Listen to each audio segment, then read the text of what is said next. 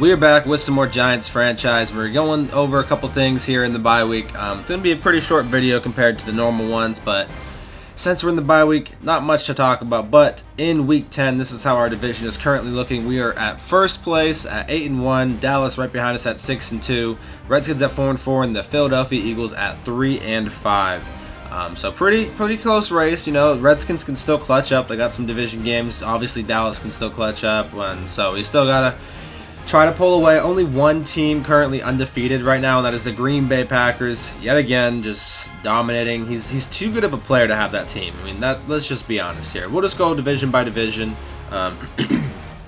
Excuse me. AFC North looks like the Bengals. They must have played a game already. That's why they're below them. The Bengals have won their game, so they're at 6-3, currently on top of the Baltimore Ravens. That division's pretty much anyone's division at this point. I mean, a lot of 4-5, 3-5, a lot of teams there that could, you know, make a push.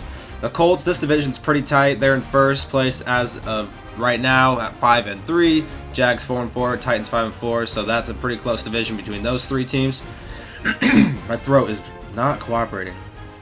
This division is just battle of the worst. I'm sorry. 4-5, 3-5, 2-7, and 1-7. Who knows who's gonna win that division? Jets probably. AFC West, they got the Chiefs at 6-2, the Raiders at 7-2, Broncos 4-4, Chargers 3-5. So probably between Raiders and Chiefs for that division. NFC North, it's looking like it's going to be Green Bay, but you never know. Lions can make a late push. Chicago can make a late push. The Panthers are on top of this division. This division could be anyone as well. Two teams at 4-4, two teams at 3-5. So a lot of divisions are super close this year.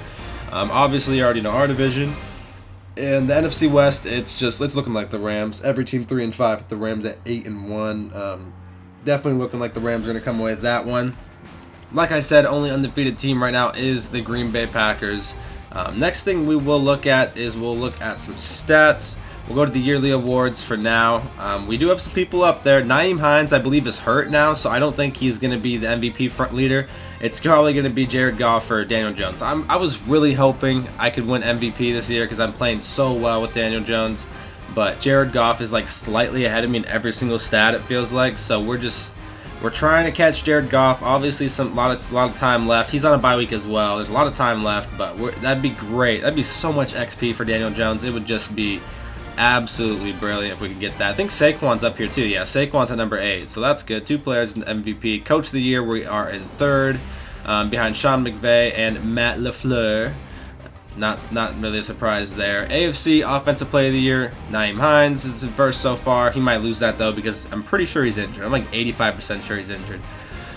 Defensive Player of the Year, Leighton Vander Esch. Offensive Rookie of the Year, Chad Pemberton, which this guy destroyed us when we played him. Week 1, that guy had like 200 yards. Oliver Reagan's Defensive Rookie of the Year. Best quarterback, Patrick Mahomes. Best running back, Nyheim Hines, who's just been dominating. Obviously, Chad is the best wide receiver. He's been a beast. Quentin Nelson, Cleland Farrell, very interesting. Best defensive lineman currently. Best linebacker, Leighton Vander Esch. Best DB, LaMarcus Joyner. All these Raiders, man, jeez. And then best kicker is Brandon McManus.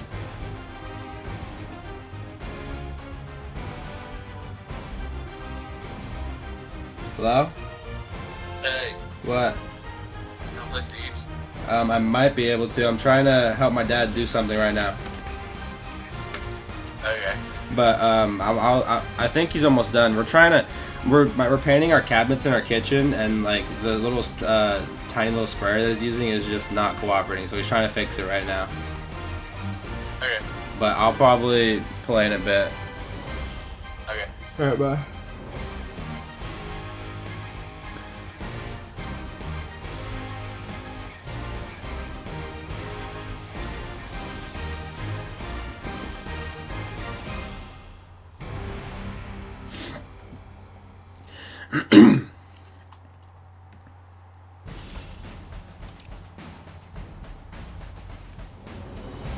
Alright, sorry, I had a phone call real quick, but since Jared Goff is slightly ahead of me, he is also slightly ahead of me in Offensive Player of the Year.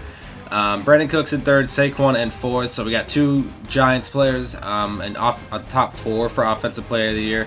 Defensive player there, we have DeAndre Baker at number 5, which I was pretty proud of. He's been popping off this season. And Phillip Young at number 9. Offensive Rookie of the Year, we have no one. Corey Blackburn is in first right now. We really have no rookies starting on offense or getting that much playing time. Phillip Young, he is in first. Marcus Rich is in second. I'm really hoping I can, at the very least, get this guy a development chance to star. I mean, what do I got to do? I lead the league in picks with him. Or I'm tied for first with Baker, because me and Baker have me and DeAndre Baker, or not me, Phillip Young and DeAndre Baker have both 9 picks, and that's both tied for first. I don't know what I got to do to get this guy a chance to get the star. I mean, I really have no clue. Marcus Rich has been balling out. No other rookies for us on leading that though. Best QB, Jared Goff, right behind him, Daniel Jones. Not hoping an injury on Jared Goff, but if he went out for a couple games and I was able to pass him in some of these stats and win all these awards with Daniel Jones, the development is going to be insane.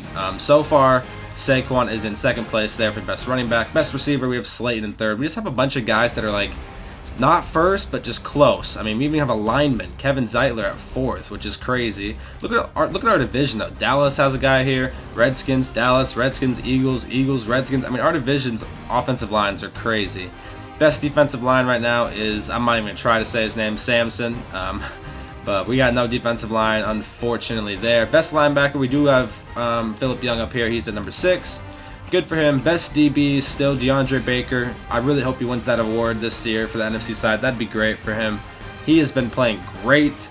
Got him to superstar this season. He's just been dominating. Jabril's also up here at number 7. And we also have Marcus Rich at number 10. Wow, he just creeped in there because I checked these awards last night and I don't think he was up in the top 10. So 3 people in the best DBs.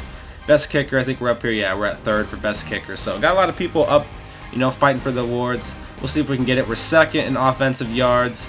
We are 27th in defensive yards, which is not good, but we are pretty good in points allowed. Yeah, we're 3rd. Well, this is points scored. We're 3rd in points scored. I think we're 8th or 7th. Yeah, 7th in points allowed. So we give up a lot of yards, but the bend don't break mentality apparently is there because we give up a shitload of yards, then we clutch up and they have to settle for 3, or we just don't let them score.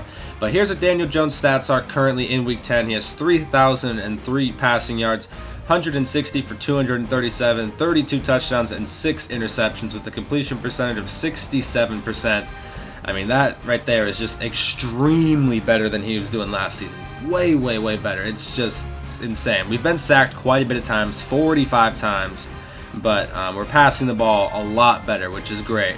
Rushing, I mean, we're still doing good on the ground, averaging about almost 7 a carry, average almost over 100 a game, 140 for 935, 8 touchdowns. He has fumbled quite a bit, 4, but Saquon's still been pretty good. Gallman's been okay, averaging 4.5. I mean, Corey's come in a couple times. Look, he's averaging 7.5 for him, so Corey's been getting some stuff done for us. Darius Slayton still being the monster that he is. Don't know if he's going to get, I think last season he had 100 receptions at the end of the year.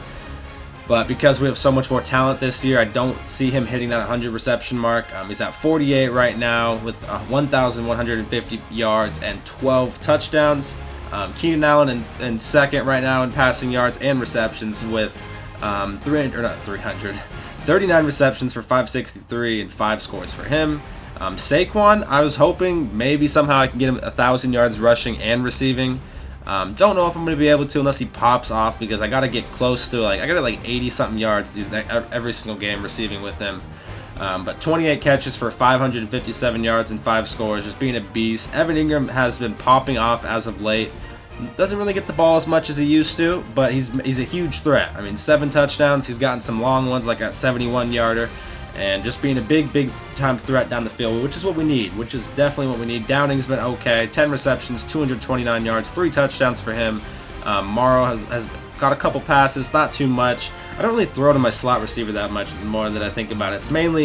It's Slayton first, Keenan and Saquon and Evan are all interchangeable for my 2nd read, and then Downing's the guy that gets the 3rd stuff. So but Jabari, 6 for 115 in a score, and Rhett Ellison, 8 for 77. Russell Shepard caught a touchdown, but that was in garbage time. I think Ryan Tannehill threw that, but not bad there. Sacks allowed, let's see, Isaiah Wynn's allowed, our tackles allowing a shitload of sacks, but other than that, Zeitler's only allowed 1, not bad. Dude's been playing a beast. He's trying to earn that contract. Leading in tackles is Ben Ham with 66 tackles for us. Philip Young right behind him at 48. The rookie's just dominating. Rich has developed so high. It's like, why can't Philip Young get a chance? It's insane. Leading us in tackles for loss is Dexter Lawrence. He's tied with Dalvin Tomlinson, both at 6. Dexter is also our sack leader with 8.5. He's just been being a beast. I'm happy I got him to superstar, make him develop a little bit faster. Lorenzo with 7. BJ with 6. Al Woods, I mean, 68 overall, and he's still got 6 sacks. He's still pushing strong. Here's where we've just been dominating. I mean, DeAndre Baker, 9 picks. Philip Young, 9 picks. Jabril, 6. Marcus Rich, 5. Joe Hayden, 5. Grant Haley, 3. Ben Ham, Ballantyne, and Ryan all have 1. I mean, we've been just getting so many interceptions. Pass deflections, Joe Hayden actually leads the league in pass deflections. He has 18. So Joe Hayden, that might have been the best free agent signing I've had this whole entire series. I mean, he has played so good. I know he got beat a couple times last game, but I mean, we were up so big. He's probably just calming it down, not really caring. We also caused quite a bit of fumbles. Jabril and BJ both have 2. Marcus has 1. Philip has 1. Ben Ham has 1, and Ryan has 1. So we're just forcing a shitload of turnovers this season, which is amazing. We have 6, 7, 8, 9 defensive touchdowns, which is also amazing. I mean, if we're scoring that much defensive touchdowns, good things are going to happen for us. I think I've only missed 1 extra point. Yeah, 50 for 51. I think I missed 1 field goal, 19 for 20. Not bad. Only missed 1 of those. Our punter, how many times inside the 20? 11 times out of 33 punts. So 33% of the time, we're pinning him inside the 20. Not bad, not bad. He'll definitely be on the team for a while. Kick return's been okay, nothing big, but we got a 40-yarder, averaging over 25 yards. Punt return, we got a 32-yarder. So I think Corey's definitely been an upgrade for a special teams unit. I think that's for sure. We'll go ahead and look at the NFL leaders in some of these stuff, and then we'll get out of the stats. Jared Goff, only like 185 yards ahead of me in passing yards. Only 3 more touchdowns out of me, but he's thrown 3 more picks. I mean, it's like we're so close. He needs to start sucking. I mean, Jared Goff needs to start sucking for a bit or something so we can try to win that MVP award, because we're just right there behind him. I wish that we got to keep the less picks. I think we've thrown the less picks out of every quarterback that's like actually attempted a shitload of passes. Yeah, pretty much. I mean, not really. This guy's got a couple hundred yards. We got 3,000. And only thrown 6, so we've been doing good, not turning the ball over. We might be one of the leaders in sacks, though. Yeah, we are tied for 3rd place at 45. We get sacked way too much, which is an issue. But part of that might be me just holding onto the ball too much. Leading in rushing yards, Nyheim Hines with 1,500. But like I said, I'm pretty sure he's injured. Let me check. Yeah, dislocated elbow, out for 4 weeks. So that sucks for his MVP case, because it's a shitload of XP there. I'm pretty sure for winning MVP.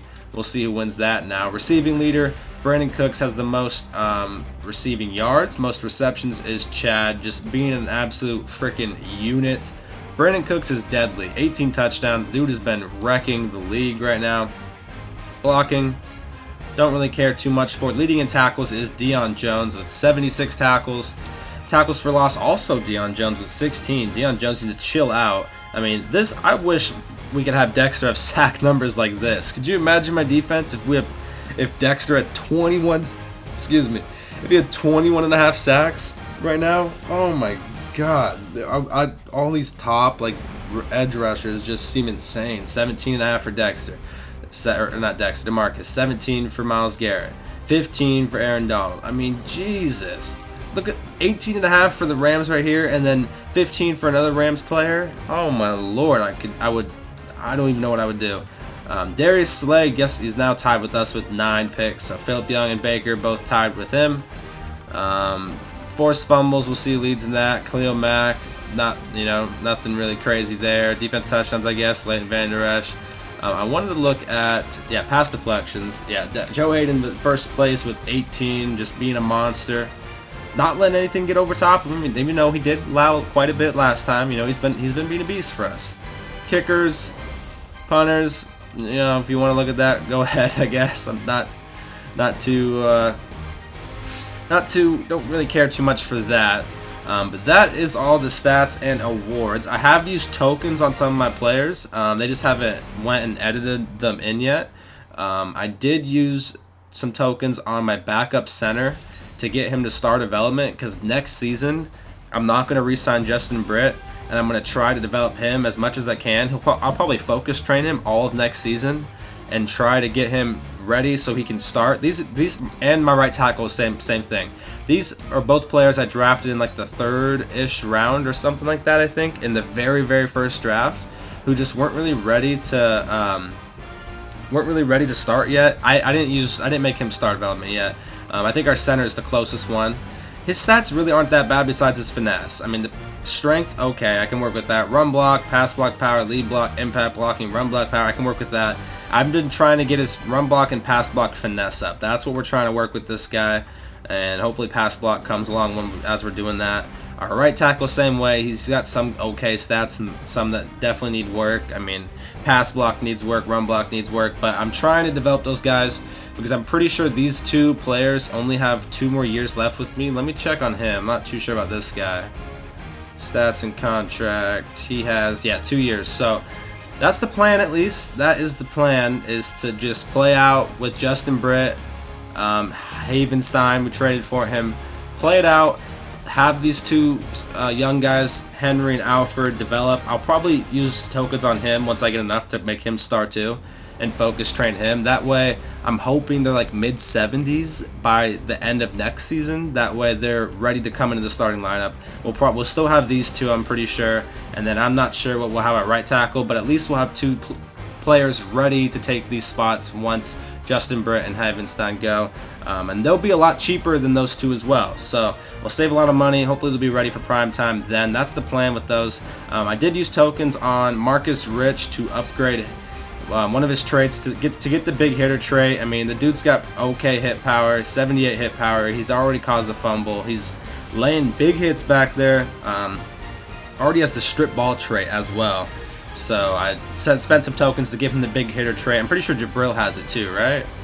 That way both my safeties will be able to lay the boom back here. Where did I want to go? Ratings? Yeah, he has big hitter trait. So I spent some for Marcus Rich to get that. Defense is coming along. Defense is definitely coming along. It's nice to see all this gold everywhere. I just wish Phillip would wake up and, you know, do something. Just wish he would. Can't really show you guys who we're scouting because obviously people watching the league watch this. Hey coach, we got any plans for the bye week? I think a lot of guys were hoping to get a little extra relaxation. Yeah, we're gonna calm it down since we got a dub. Everyone relax, calm it down. +2 injury for your entire team and +1 morale. Brilliant. But that's pretty much all we're gonna talk about here. Nothing really else to talk about. I guess actually there's one more thing. I wanted to show you guys the remaining schedule here for us. So after the bye week, we are taking on the Tampa Bay Buccaneers, Jesus, and then the Carolina Panthers. Then we take on the Washington Redskins, the Eagles, and the Chiefs. Those 3 will probably be pretty tough. I know I blew out the Eagles and the Chiefs, but the Eagles, I've only blown them out once. The Redskins, I think that was the only first time. Our games are always usually close. These games are always pretty close, so I know those are going to be pretty tough. Chiefs are going to be pretty tough as well. They've only lost 2 games on the season. Broncos, there might be a user switch here, so I don't know if it's going to be Chef still using the Broncos when we get to Week 16. We'll just kind of have to see. But that is the remaining schedule for us, and that is all we got for this video. If you enjoyed it, make sure to subscribe, like, and comment, and I'll see you guys in the next one.